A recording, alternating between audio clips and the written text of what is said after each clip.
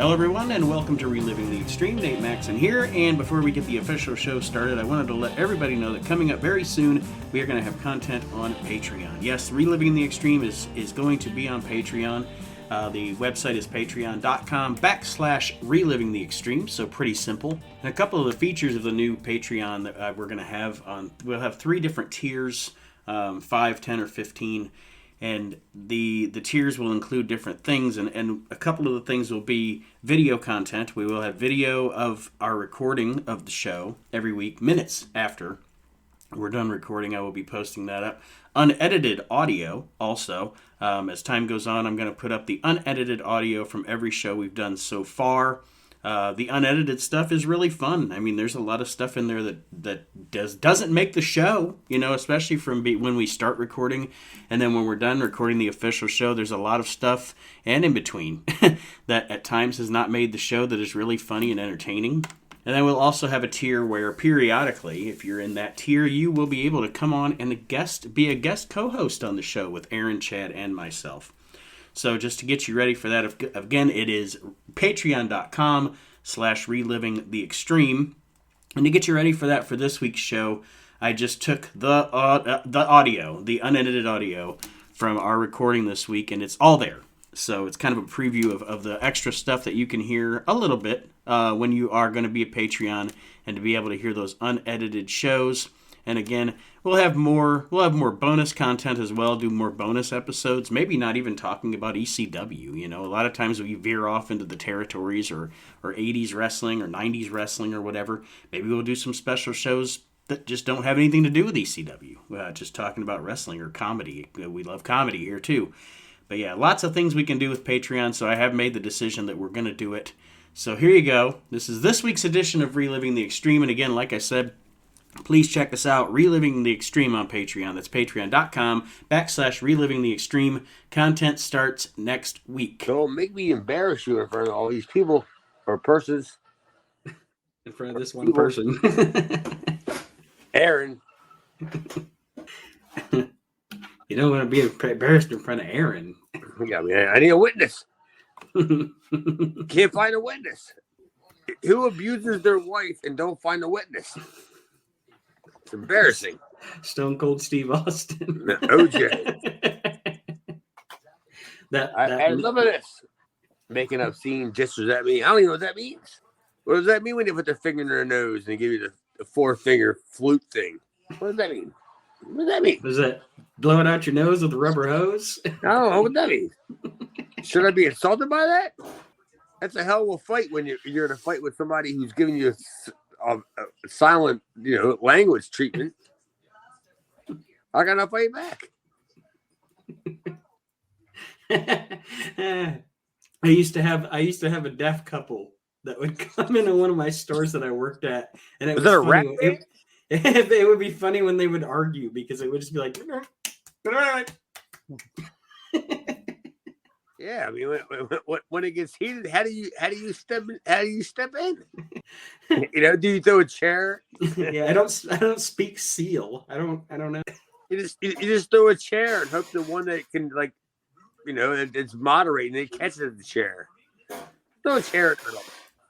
Oh, Aaron's here finally. Yeah. Took you long enough. Not even 2 minutes in. I know. We're only 2 minutes. You're only 2 minutes under fucking supposed to be there. I thought the show would be over by now. Oh, I don't have any notes. I'm watching Three's Company.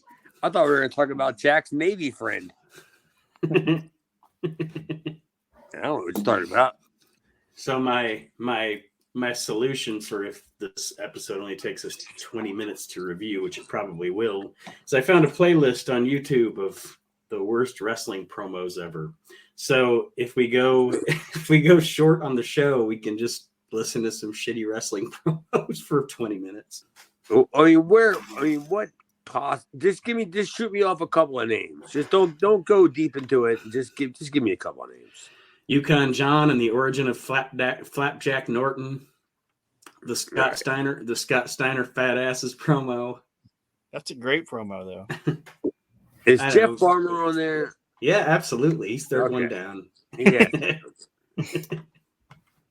He had to be. surefire Hall of Shamer. The Motley Crue's retort isn't that great either. If you've ever seen that. Yeah.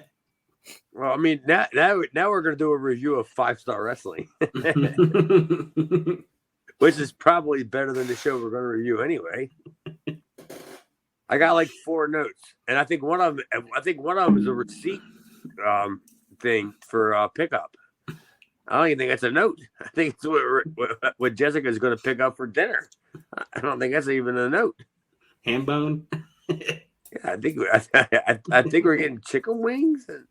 Yeah, it looks like chicken wings and something else.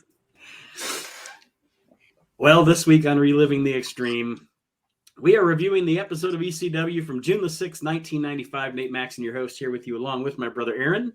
Hello, and we'll also be reviewing the episode from May 25th and May 14th. And of course, Chad Austin is here as well. What do you mean? There's 2 episodes? No, I'm saying we're going to go back and review other things that already happened because they're on the show too. So we're going to go back and review the beginning of ECW? Okay. I thought you said if we're going to do another show. It's like there's no other show. This is all 1,400 other shows. The theme song for this week's episode will be "Back in Time" by Huey Lewis and the News. Oh, no shit. You're bringing them back too? See, I thought it was only a fucking Dundalk thing in Maryland. I tried to bring back Huey Lewis, and then I walked into work, and I heard "Back in Time" on Walmart radio. And then I'm thinking, like, it's really working. So we are really trying to bring back Huey Lewis and the News? Bringing them back. I can do it, man. I can do it. If anybody can do it, I can do it. Like Randall was bringing back Porch Monkey, we're bringing back Huey Lewis and the News. I don't know anything about porch monkeys. I just know that I'm bringing back Huey Lewis. Hey, porch monkeys. Oh, shit. How's it going in Maryland tonight, Chad? It's crabby, man. The weather's shitty. It's kind of half-ass, raining. It's, yeah, it's just. I mean, it's whatever you guys got 48 hours ago. Yeah, we're still getting it. Like today's high winds, rain, snow. It's supposed to turn to snow. 2 days ago, it was 65 degrees. Everybody's got a goddamn cold now. I was supposed to go to a bar tonight to meet some girl. Her name was High Winds. It was like an autograph thing. I didn't know they were calling for High Winds. Like, oh, she came in with the weather. And then when I saw a look at her, she's like Willow Nightingale. She went, that wind went blowing her in. Yeah, you need Gail Kim Force winds. Coming from the Far East. All right, so this week, again, June 6th, 1995 is the episode of ECW that we all got to watch. The opening match, they start out just right off the bat. It's Hack Myers versus Tony Stetson. Tony Stetson with a nice pedo mustache here this week. I thought Aaron might pick up on that. Yeah, he's going to join Pedo Championship or Pedo Pro Wrestling. Where's he on the roster? Right about where he's at on this one. Oh, so he didn't get any ground? Come on. He didn't rise amongst the ranks? He's not Grizzly Smith level. Yeah. Well, I mean, few is. That's where everybody's hoping for. Yeah, Grizzly Smith is the Brock Lesnar of pedophiles. No, he's the Undertaker of pedophiles. Brock Lesnar, Undertaker. Jesus. If any of you ever talk about the Ric Flair of stashes like that, then now we're talking, because I don't consider Brock Lesnar Undertaker like a goat kind of thing. But yeah, if he had the Ric Flair mustaches, then I'd know. Be on the lookout. AP. It's Ric Flair, Brock Lesnar mustache. Well, probably because they're in the ECW arena and they know who he is. Tony Stetson actually has some good heel heat during this match. I don't know if it's because he has the heat or because they like Hack, but it's because they like Hack. Is that it? I do like the fact that when Stetson's hitting his moves, they chant shit. Yeah, instead of shot, yes. But that's great. I mean, that's what I mean. Look at that match. That match was an underneath match. Probably first, second, maybe third match of the night. And that was showing you that Paul knew that people like Hack were getting over, and we've talked about this before. Like that's great. Like you're developing a guy who's unknown to Pennsylvania, who's getting over. Let him go. And Stetson's a guy who's been there for fucking we talk about that too, like forever. And why not? He might have actually been on the first show we reviewed back at Cabrini. Yeah, but putting Hack over is a good win because you're not hurting anybody that's currently going to get pushed, and it makes Hack look good. So yeah, man, Hack looked great, man. Me and Hack were old friends. It looked great. I thought it did. I mean, it was a great win for Hack. Yeah, and you can tell the ECW arena crowd. Hack is one of those guys that they have taken as one of their own. We're making this guy famous because he wasn't supposed to be pushed. Right. He was an underneath guy, and then when he came out, and people just like, I like this fucking ham bone guy, kind of thing. And it could have been, Aaron, Nate, it could have been anybody. It could have been anyone. When the crowd hijacks a show and likes a guy, like whatever they say is Mario Andretti, whatever his name is. When they hijack a show and they pop for a guy, you got to push the guy. Right. Well, actually, what you got to do is you got to bury him first before you push him. But I mean, you know what I mean. Get him even more behind him by burying him. That's the way it works. But like I said, overall, I didn't mind this match. I thought that these two guys did a good job working together, and the crowd was into it. What more can you ask? A fine little opener. I liked it. Yeah, I liked it. I had no problem with it whatsoever. It was ironically, it was probably the best thing on the show, to be honest with you. Yeah, you know what? I haven't looked at the rest of my notes, but you may not be far off. Yeah, I liked it, and it's the kind of thing you want. It's the kind of thing you want to see, like on a show like this. Mm-hmm. If you're tuning in for an hour and you're like, "Oh, all right, I've seen this guy before," Hack Myers doesn't win a whole lot, kind of thing. And then they give him an Aaron, a bone, and then he shines. So so then you're like, oh, you know what? Maybe I should get behind this guy because he has a character. He's got something I could believe in. It's cool. It doesn't happen that often, and it's always great. It never fails. Like when they do it. Yeah, I'd rather see more stuff like this than just recaps of recaps.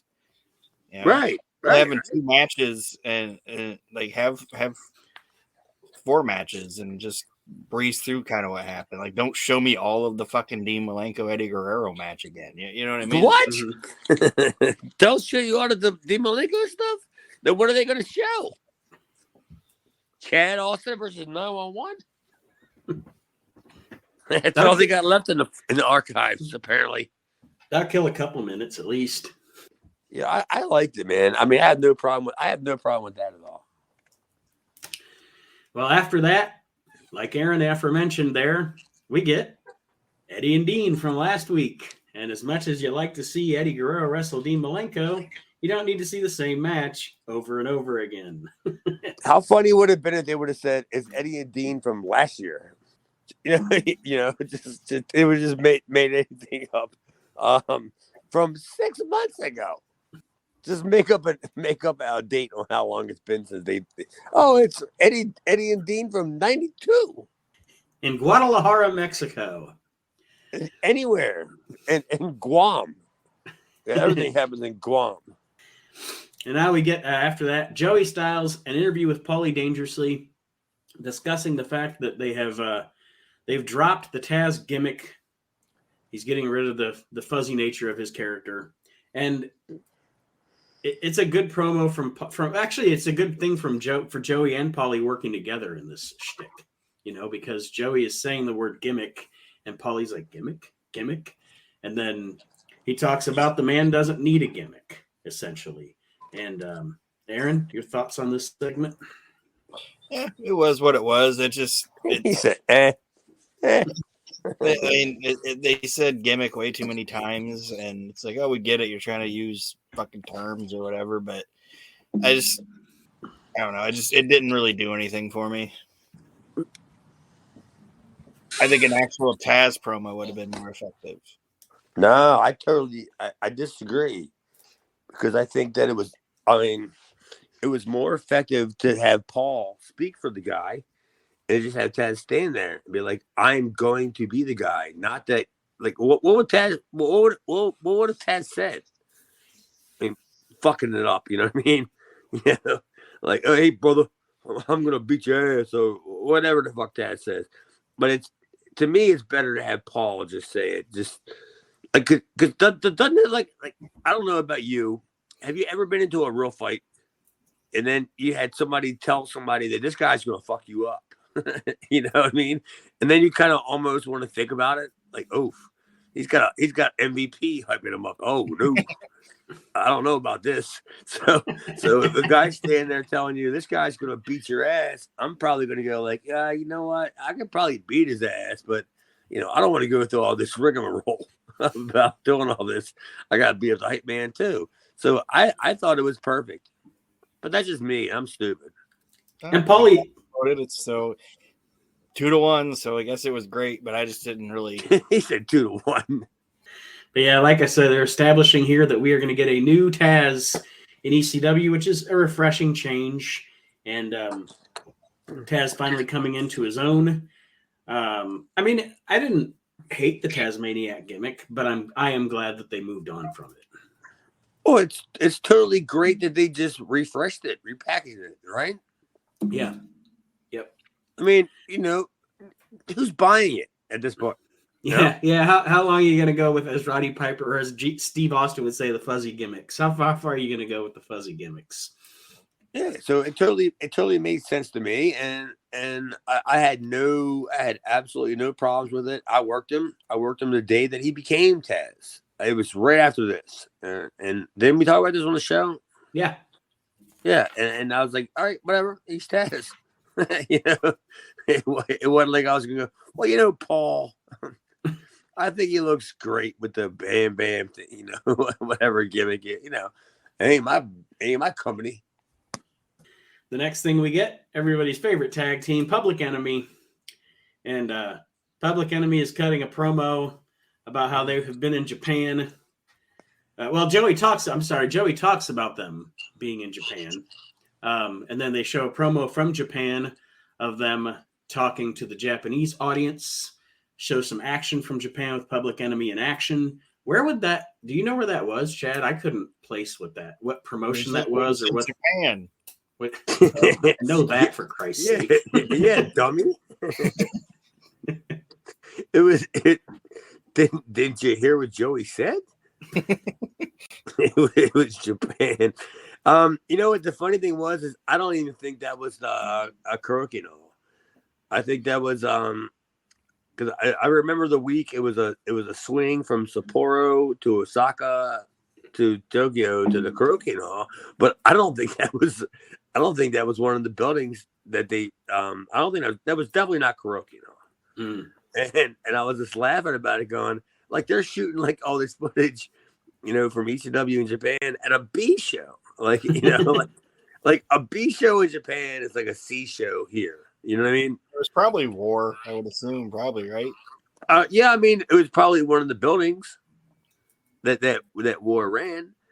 I would totally agree, but I'm just saying, like, it's just totally. I wouldn't put water into that.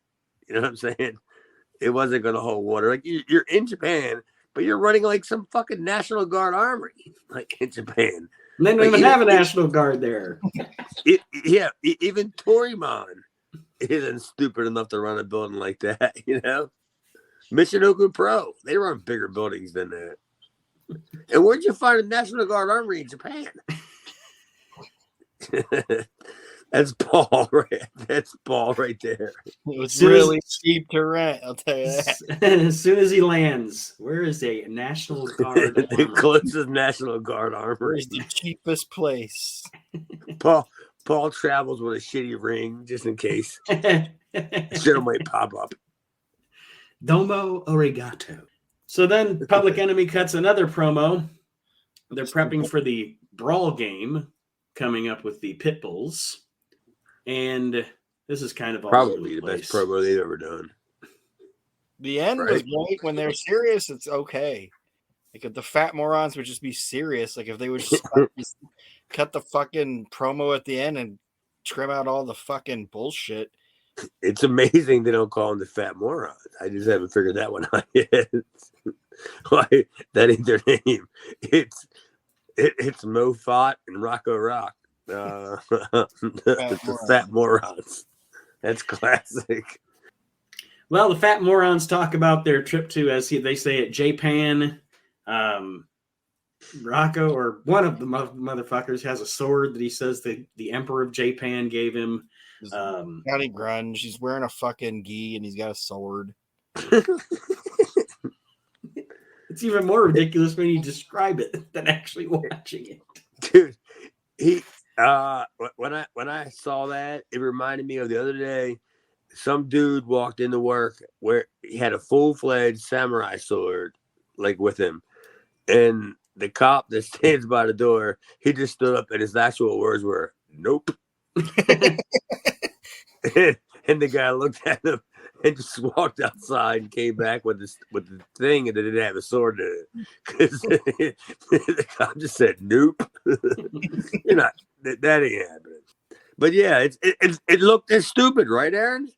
Oh yeah, it looked everything as about stupid. What are you doing? like it wasn't even stupid funny. You know what I mean? It was just fucking stupid. You got all that, like baseball shit that he stole from the fucking Dollar Tree. It's just fucking stupid. Like me showing up with a geisha girl, and then my wife introduces me. You know? Oh yeah, this is all believable.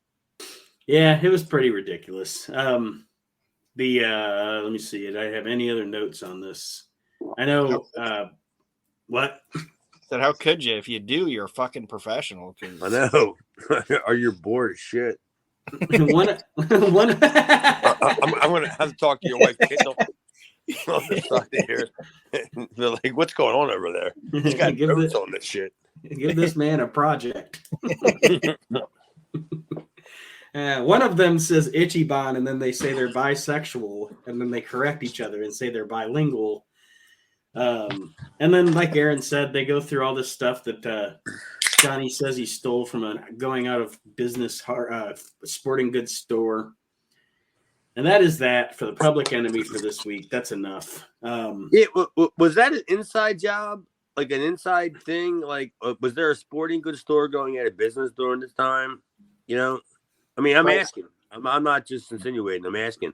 Like, was something going on where he made it sound like he just, a place going out of business where you can just walk in and steal all this shit? Probably something like Bob Ortiz's fucking sporting goods store. Bob Ortiz's sporting goods. All he sold was old microphones. I don't think that was the case. Bob's Sporting Barn is just closed. Bob's Recording Barn. Sporting's Barn. Bob's Recording Barn too. It's going out of business. Well, who robs a place going out of business? That sucks. Well, who's going to file charges? I mean, yeah, it's a catch-22. You can just rob them and not worry about anything because they're going out of business. You can't afford a lawyer. Yeah. I mean, Stephen P. News ain't doing anything. All right, so now more recap Championship Wrestling as they show us all the stuff that's happened with Shane Douglas the past couple of weeks and the Sandman and Cactus Jack and et cetera, and that is leading to our main event already 23 minutes, and we're already at the main event. Shane Douglas versus the Sandman for the ECW Championship. And, I mean, the match itself, it happened. I never liked watching these guys wrestling. Like, Yeah, it never did anything for me. I wasn't a big fan of really watching either one of them wrestle each other. Like, to me, it seemed like Shane, a lot of the times, like, went through the motions and didn't want to be there. And Sandman wanted to be there. He just didn't know how to be there. I mean, when it came to his work. So it was kind of like, you're going to put these two guys together. And, it, like you said, Nate, it didn't It didn't click. It didn't look good. You know, it wasn't good from the beginning. Didn't get better in the middle. And, you know, and the rest was history. Please send everybody out to the ring. It's like neither one of them.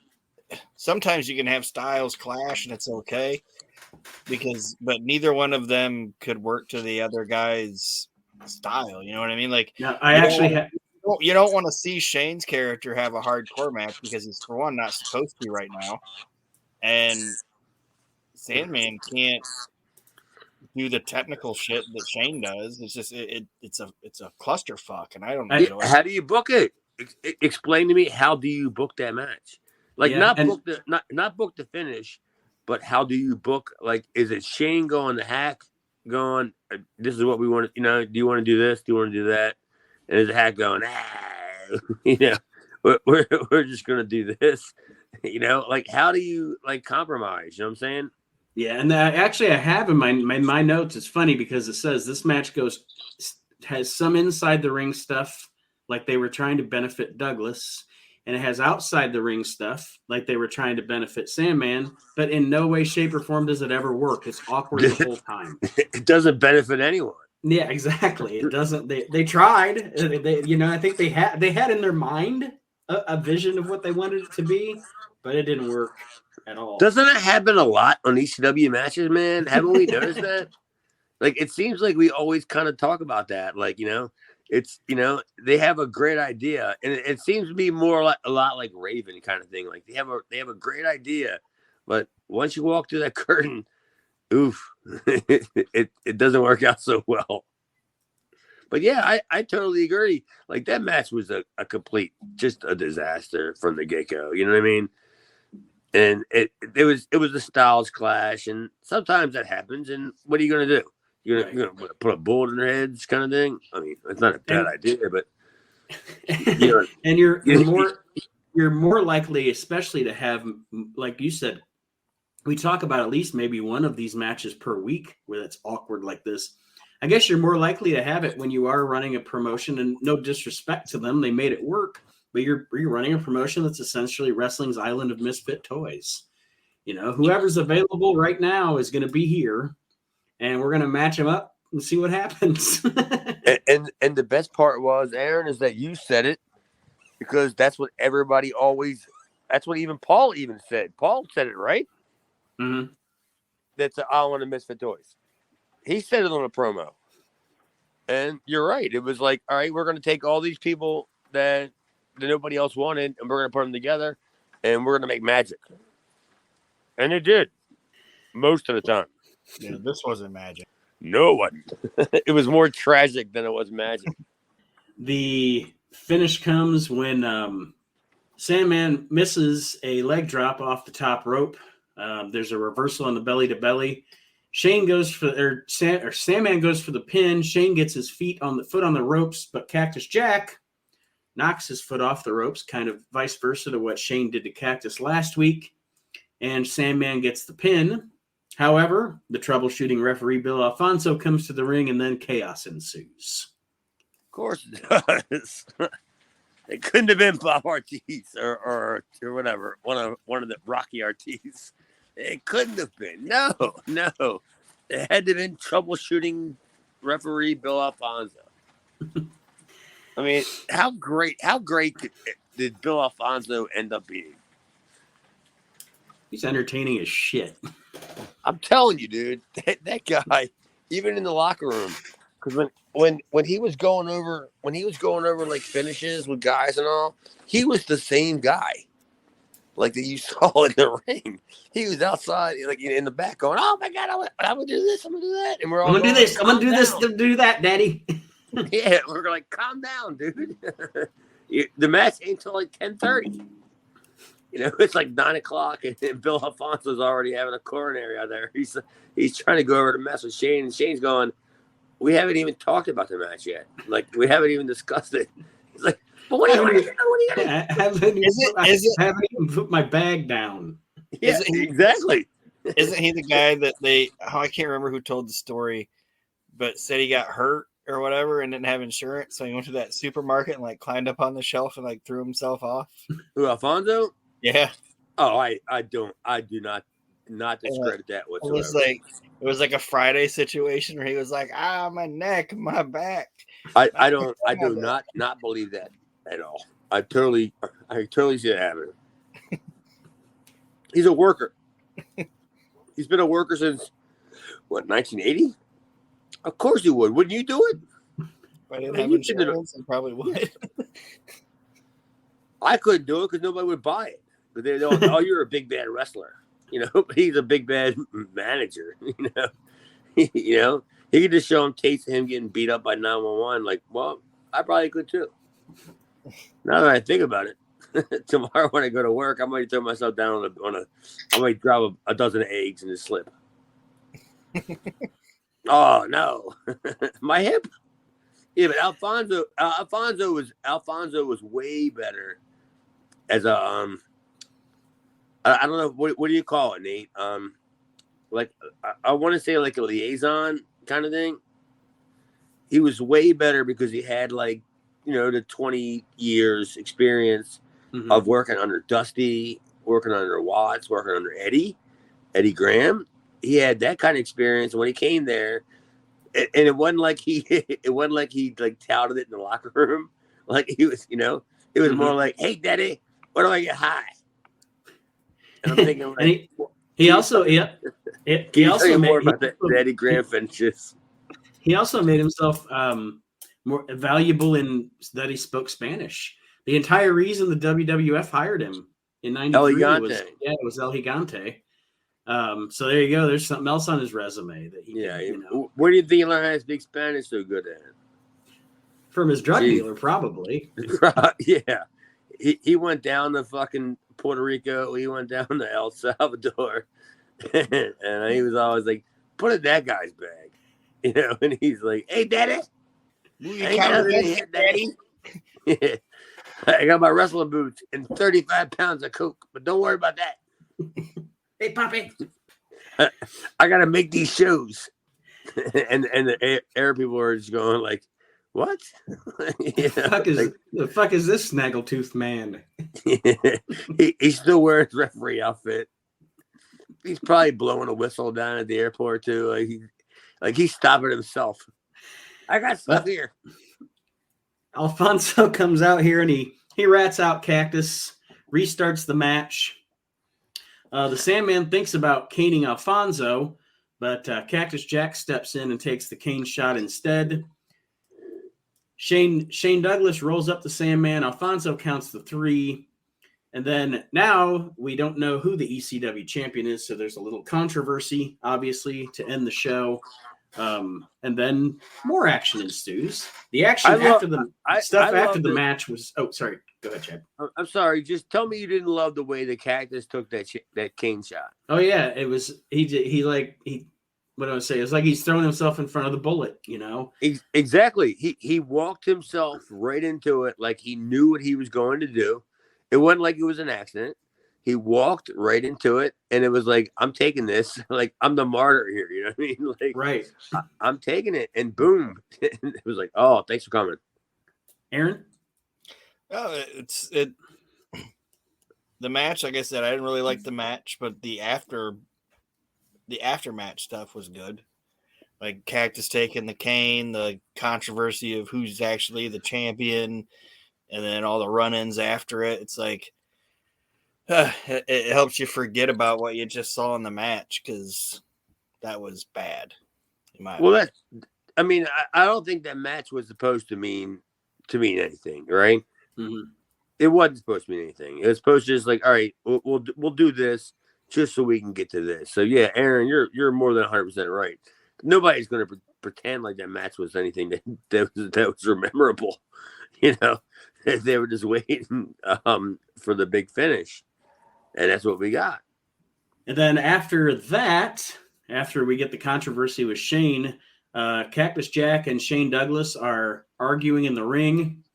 Dean Malenko comes out and attacks Cactus. So Joey, of course, makes the statement, makes the what do you want to say? makes the case that in this whole time, Cactus and Jack have been arguing, but they have not yet had any physical altercation. Dean Malenko comes out, attacks Cactus. Then Tommy Dreamer comes out to butt his head in shit that's not his business. And then Raven and Richards come out and attack Tommy. Put upon Tommy. Like every problem that Tommy Dreamer has, he causes himself. Like he's always going to be bitching next week that Stevie Richards and Raven attacked him. It's like, well, if your fat ass wouldn't have came out and got involved in shit that had nothing to do with you, you wouldn't have got beat up. Put upon Tommy. That's why I don't consider Bully Ray a heel. Like in the whole Tommy Dreamer Bully Ray feud. Like if Dreamer was just not showed up, just shut up. You know, this like the whole thing between Bully and Dave is between Bully and Dave, and then all of a sudden you hear Tommy Dreamer's fake Man in the Box music hitting, and he comes out. I'm just like, what are you doing out here? Like you have, you know, like I wish my parents cared about me like Tommy Dreamer cares about like wrestling angles. I may have been better off, you know what I mean? Because my dad never ever sat me down and like, did you ever wonder why the guy down the street's bullying you? You know, kind of thing. No, he never did that. But Tommy Dreamer's there. I sure just tweeted him. Dreamer stinks. Fuck him. His slogan should be not like the innovator of violence. It should be like Tommy Dreamer, woe is me. He should be the intervenience of like violence. like it shouldn't happen. No violence. Nobody wants violence from Tommy Dreamer. Nobody cares. He doesn't come out to Man in the Box. He comes out to like doom, despair, misery on me. I'm tired of being admired. Let's face it, I'm pooped. Like, how about the one time they played Man in the Box and he just doesn't come out? And then he just show a camera in the back and he's just like, I'm done, dude. And we're all better off. Send Microman. Microman's the biggest star in the business today anyway. So send him out there. He's the man that could fit in a box. A shoebox. Well, that is this was an episode of ECW with a good opener, good angle at the end, but everything else in between totally forgettable. And that's what I'm gonna say. I actually, if I'm giving this one a grade, unfortunately, I think we're going in reverse. I'm giving this one a D. I felt like this one gave me the D. He gave you the D? So I feel like I was so watching this. This match is like a Subway sandwich. The bread was all right, but everything in the middle fucking sucked. It's still a Subway sandwich. So you basically were hoping for an okay middle. Like, I'm gonna sit through this crusty ass bread just to get the okay meat that was already pre-wrapped and slapped on there. You know, yeah, well, that's what I expected. Yeah. No, it makes sense, Aaron. I totally it makes sense. I think the bread was made today, but everything in the middle was made last week.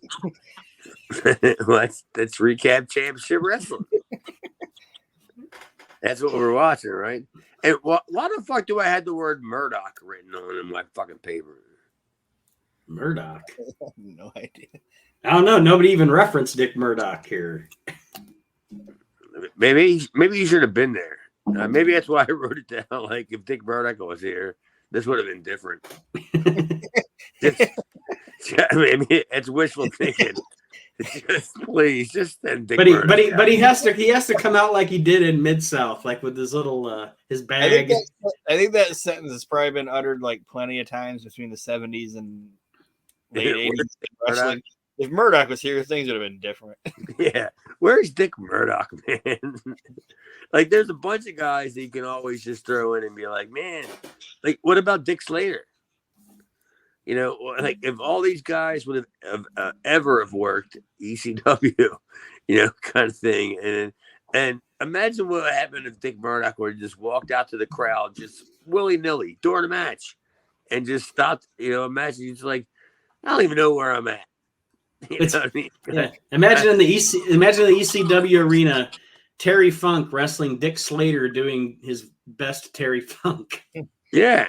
And then all of a sudden, just not even the lights go out. Just in the middle of nowhere, Dick Murdoch just wanders out there. Like, you know, like he's looking for somebody to change a spare tire. You know, and he's just like, well, what's going on? There's And, a fight going on. Like, what if Dick Murdoch did ever go into the ECW arena? Wow. That to me is like, that would blow my mind. Like, but I don't see him and Paulie working. I don't see that happening. So that would have had to go on through Dusty, and that's a whole different story. Whole different thing. Yeah, pretty much. Well, listeners, we knew going into this show, just a little spoiler, some weeks coming up in the future, we may be winding up reviewing 2 episodes of ECW on one show, just so we can get an hour out of it. And we knew going into this show was probably... Now you're making it sound like we have nothing. Me and Aaron, we have tons of stuff. We can carry this for an hour, at least for another 20 minutes. We can carry this. Don't be saying that. All right, let's listen to these promos. I found a playlist on YouTube of the worst wrestling promos, and we'll see. I haven't previewed any of this. I didn't do any work here, but yeah, you didn't even make the list. I didn't even make the list. Shut up, you. Let's see what the first one is here. Yeah, Fat Asses is coming out. That one's funny. It's from the AWA here. Oh, good Lord. Yeah, Eric Bischoff, John Nord, and Scott Norton on the screen. Yukon John. Is that Moose Cholak? Yukon John and the origin of Flapjack Norton. I don't know if I've ever heard this or not. I've seen this. Norton, his partner is Scott Norton, and I'll tell you what, Yukon, you made quick work at a big spike. Hey, let's set up. My partner, Scott Norton, I'm going to tell you a story. Oh. We was up in the Yukon. We got up early one morning, and we was chopping trees and chopping wood. And Big Scott had got to the lumber shack before us.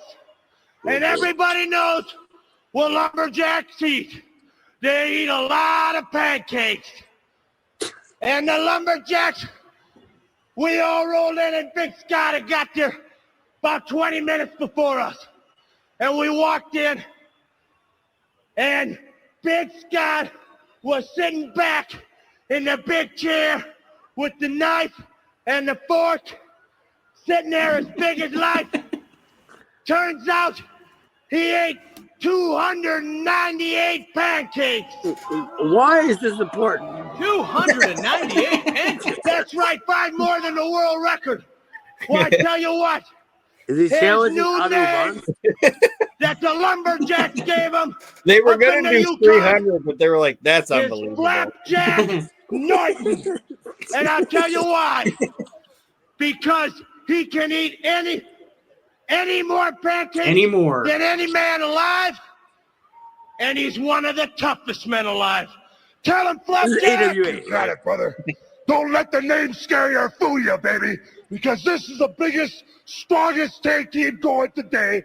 And just because my name is Flapjack, which I got from my friends up in the number camp, doesn't mean I'm going to sit down for anybody. And we're coming at him, baby. Stronger, bigger, than meaner, than life. And listen up, Hangman. We heard you've been saying some things. And we want you to know one thing. We don't care. And we ain't scared. We don't care. And we ain't scared. We don't care. And we ain't scared. Oh. All right, you heard from him. Flapjack Norton, Yukon John. You'll see Yukon John. That never made it. That never made it on a T-shirt.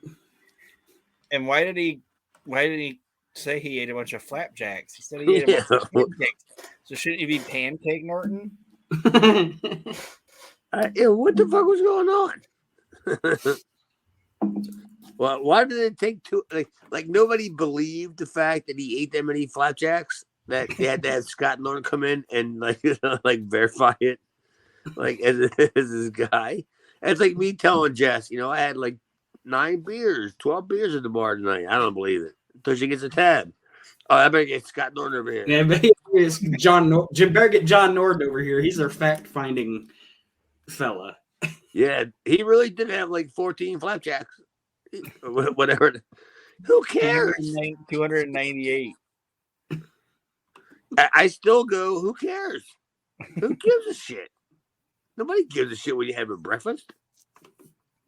When's the last time anybody asked you, Nate Aaron? Nobody gives a good goddamn what I had for breakfast. Yeah, go fuck yourself. You gotta name yourself.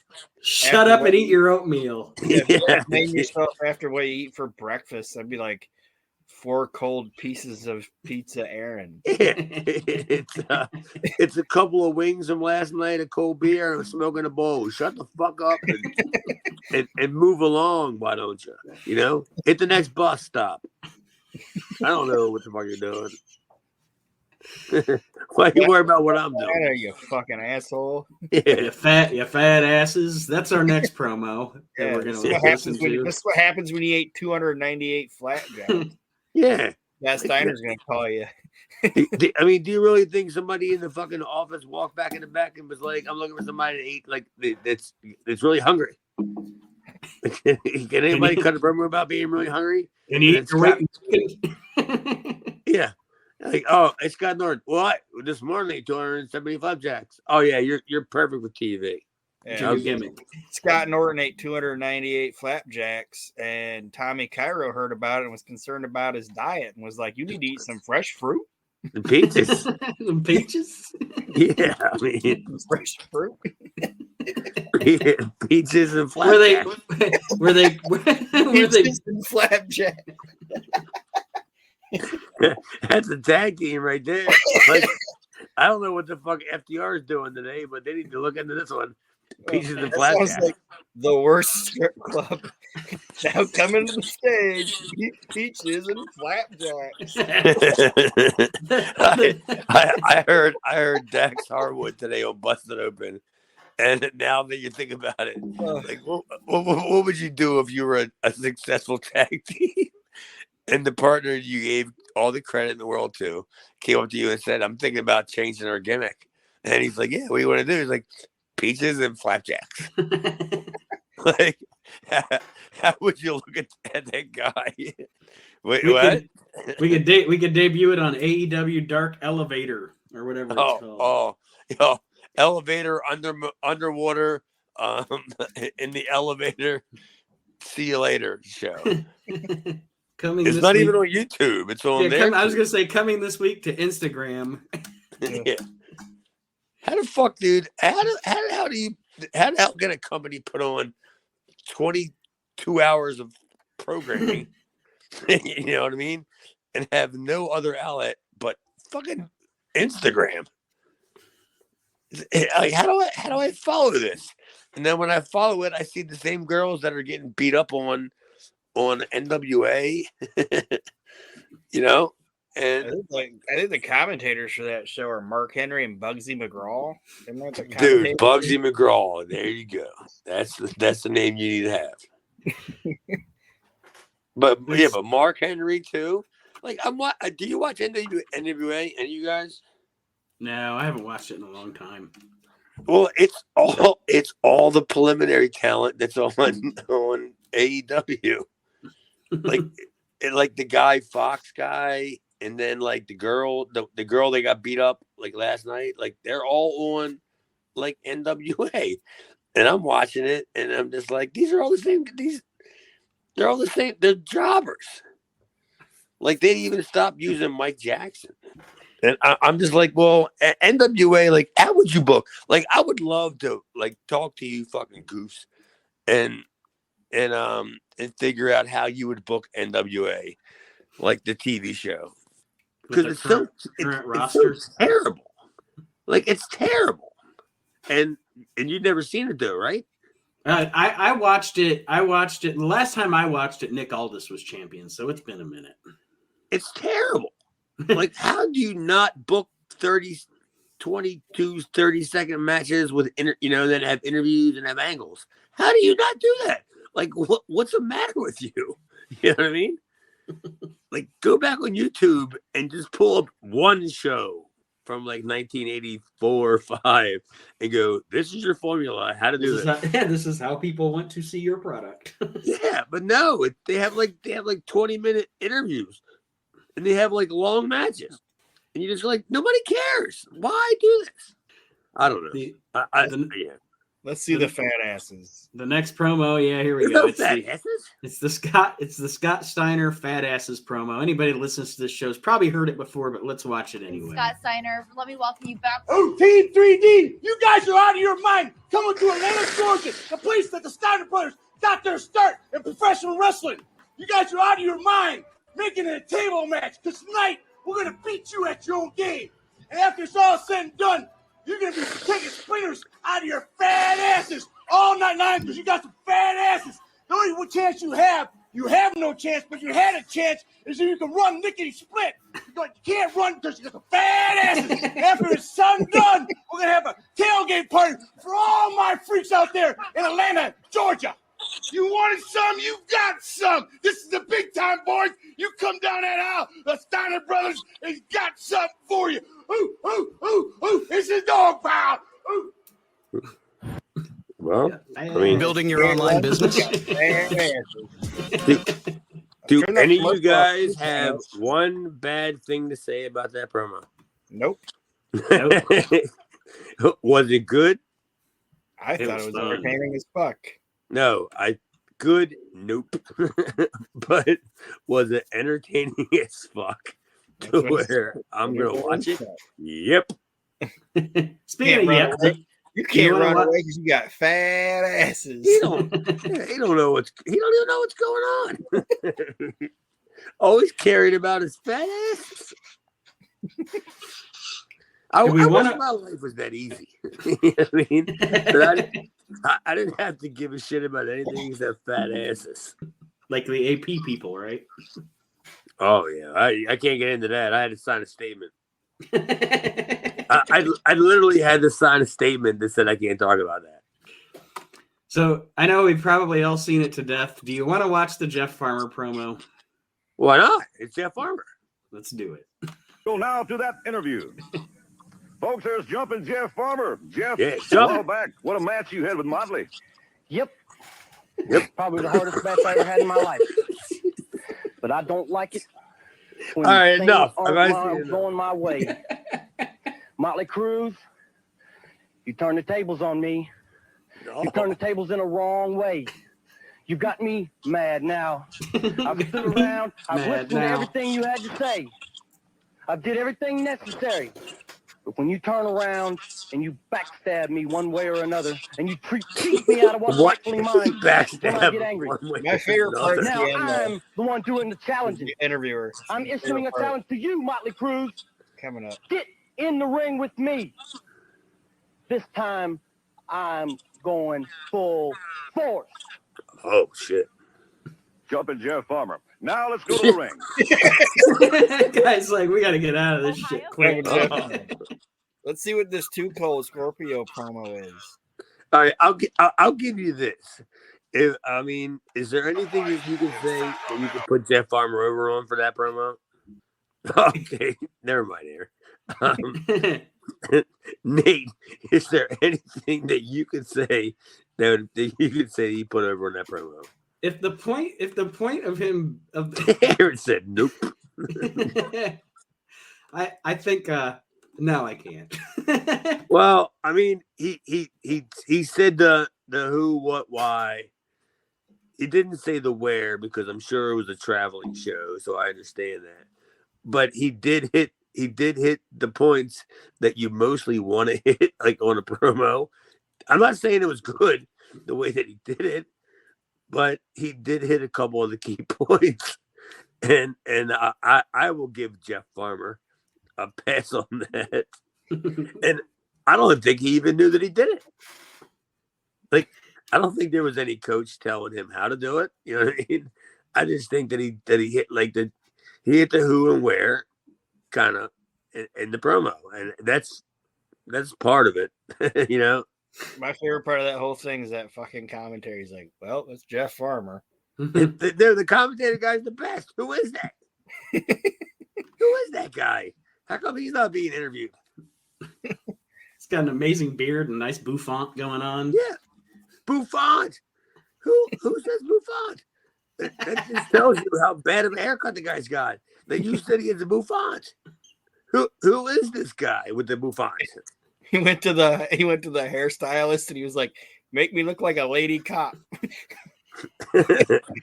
Yeah. I've been watching a whole lot of the Mary Tyler Moore shows. Yeah, I mean, can you give me one of these looks? Can you give me the Blanche Devereaux, please? Yeah, who in 2023 walks to a barbershop and asks for a bouffant? Hey, man. And the guy breaks out like it's like a can of hairspray. It looks like something they spray horses with. Like, all right, you want the bouffant? Yeah, nobody's asked me for one of those since 1987. The bouffant. Who else said that? Oh, you're French. And bouffant, yes. Yeah. And who even invented it? Like, who was ever like, oh, look at that hair cut? What do you call that? It was somebody that was on the big wheel, fucking the It's Ferris my wheel in bouffant. Paris. They got stuck, and the wind just blew, and they came. Oh, look at that! It's a bouffant. It's Pat Patterson. It's a bouffant. Yeah, Maybe the person that had the haircut's name was Font, and everybody was mad that they fucked up the Ferris wheel. So they were like, "Boo, Font!" Like, oh, call it hair. It's the bouffant. And then Pat Patterson is the one that's working the wheel, the stick thing. It's like, oh, look at them! They got the bouffant. Oh, tremendous! One more before we. It's like a beautiful disaster of how that name came. It involved a Ferris wheel, Pat Patterson, and a couple of fat ladies. That's what turned him on to guys. Frenchie was there.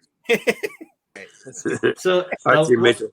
we'll watch one more. We'll watch one more on this playlist, and then we'll sign off. We've talked before about this guy and how we like him as a wrestler. Not a good promo. And on this playlist, they have a Too Cold Scorpio promo. I have no idea what we're walking into, but here it is. I think I know where this is from. WCW banner in the background. Buckle up your seatbelt for a ride on Air Scorpio. Next stop, New Blood on the Block. Oh, it's this. Oh, it's just this video. I'm not gonna do Yeah. that. I thought it was going to be a bad promo. No, it's a song. Now you're just showing where you live. It's the beginning of the Too Cold Scorpio song when he starts rapping at first. It sounds like he says, I'm going to put it in her butt. You gonna put it in her butt? That's what it sounds like. He's like, going to put it in her butt. And it's like, whoa. That escalated quickly. I don't think he said he's gonna put it in Oh, her there's butt. Dick Slater. We just talked about Dick Slater. Dick Slater, Australian superstars. Well, there's Mean Gene Okerlund. World Wrestling Federation Is he going to put it in her butt? As fans here in Australia know, His fans in Australia know. I like to doing put it so in the well butt. at bringing top-notch talent from around the world Oh no! into this great organization. One of our latest acquisitions happens to be from the U.S. of A. He is from Richmond, Virginia. He is known as the Rebel. Dick Slater. Dick, come on in if you would, please. Oh, good Welcome Lord. to this great country. I know you've been here before, and certainly you look forward to coming He's back. been in the to country long before. time since I've been to Australia, but I'd like Dick to say Slater one has thing right been in now. the country The before. greatest yacht race of all time is being held right now in What's Australia. what's Now, he I'm not got going to there? be biased and say I would like the Bread. America Cup to come back to I America. think it's a dildo. But I like to say, well, excuse me for holding up a piece of bread here. I got something to say Piece about of bread. Nikolai Volkov when it's all over with.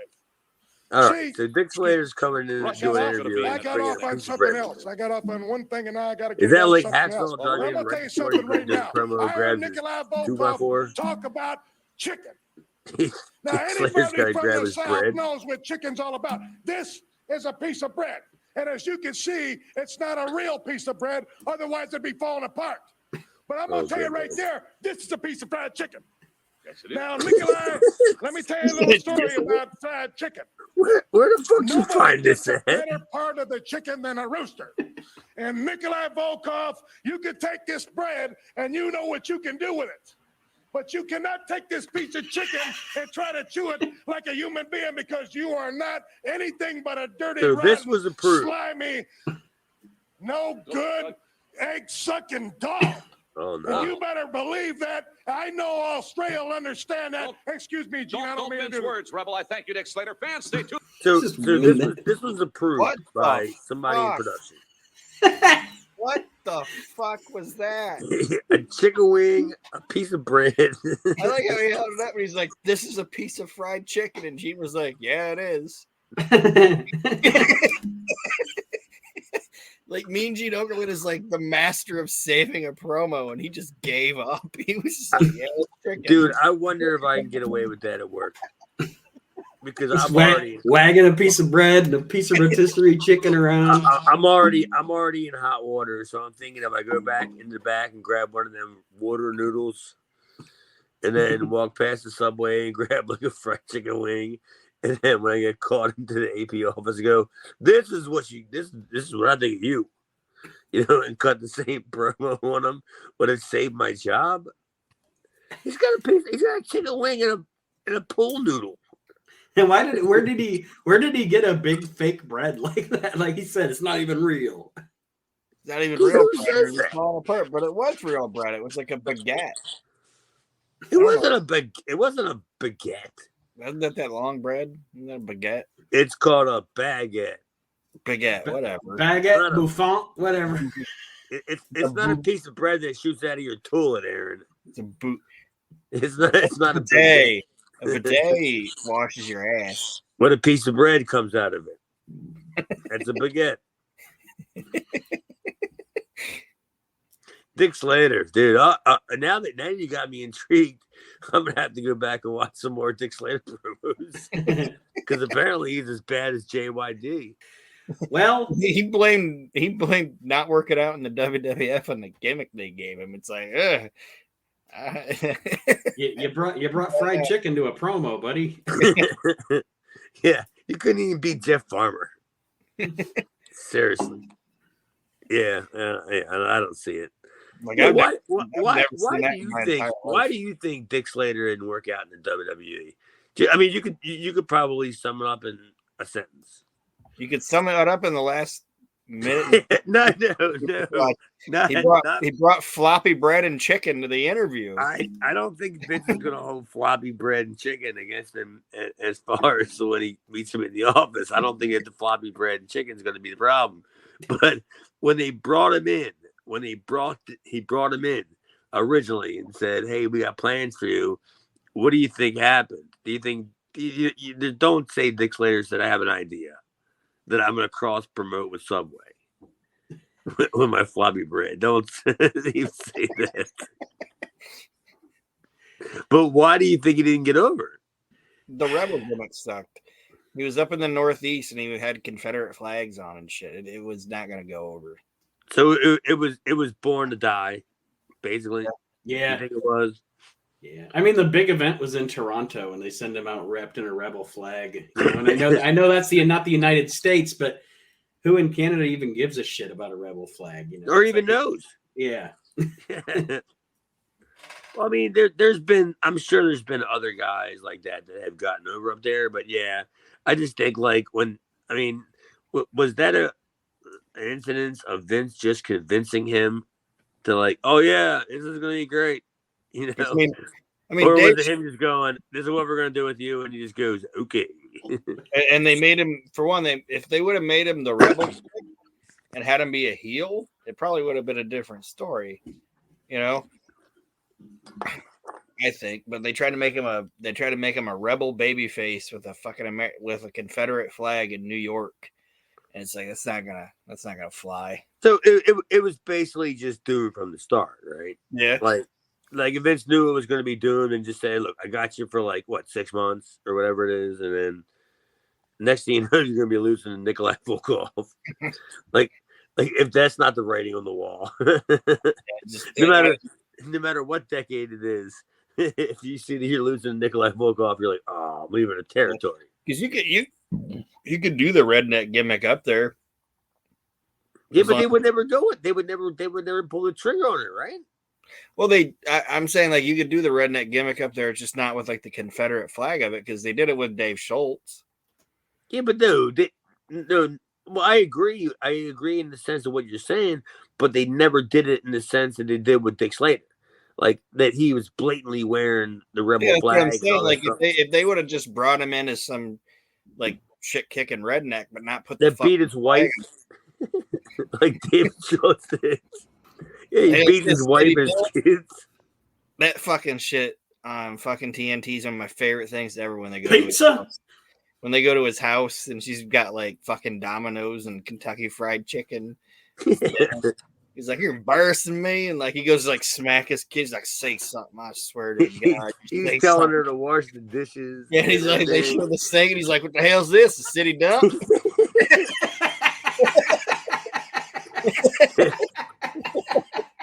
That fucking dude is one of the greatest goddamn characters in the history of wrestling. Like I would love to get my hands on like some of the booking of like MLW and do that kind of stuff. Because there's a lot of guys on MLW that I like, but I don't know anything about them. But let me make up their background.